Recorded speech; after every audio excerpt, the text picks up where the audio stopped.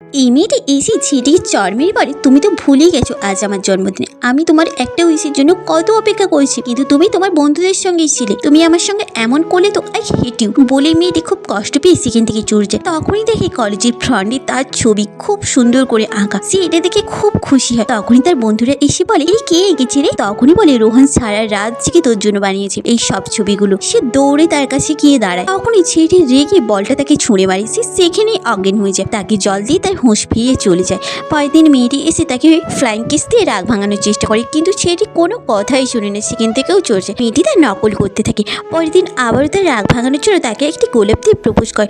তখনই ছেলেটি তাকে একটা চড় মেরে চলে যায়, কিন্তু মেয়েটি তো তার প্রতি পাগল ছিল। তাকে কিছু ছেলে ফ্ল্যাট করতে শুরু করে। তখনই ছেলেটি এসে মেয়েটিকে বাঁচিয়ে নেয়। তার জামাটা ফাঁক থাকায় তার সেই জামাটাকে ভালো করে বেঁধে দিয়ে কেয়ারিং বয়ফ্রেন্ডের পরিচয় দেয়। তারা আবার এক হয়ে যায়। আচ্ছা, আপনার বয়ফ্রেন্ডকে আপনাকে এইভাবে কেয়ার করে? কমেন্ট করে জানাবেন কিন্তু।